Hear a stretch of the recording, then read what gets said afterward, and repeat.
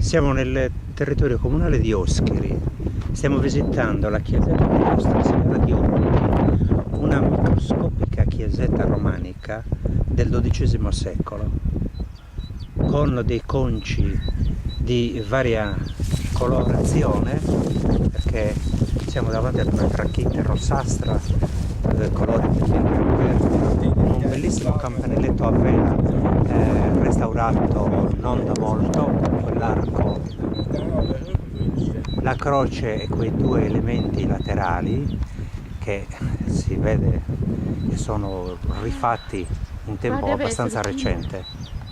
La posizione geografica di questo sito, siamo su un'altura tra l'altro giù in fondo possiamo vedere anche il villaggio di... il paese di Berchidda. Berchidda. Vediamo nello sfondo le montagne della Gallura e il paese di Berchidda. Siamo circondati. Mi stavi dicendo che questa chiesa è molto venerata dal popolo di Oschiri. Quando si tiene la festa? Nell'ultima domenica del mese di maggio si tiene una sagra dedicata proprio a Nostra Signora di Otti.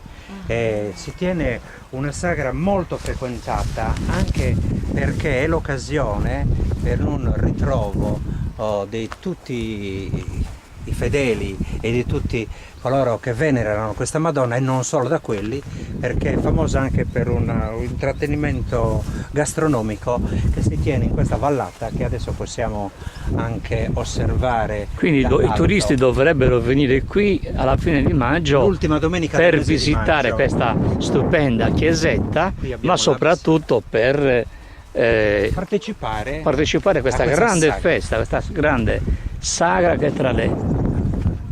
Qui abbiamo l'abside della chiesa,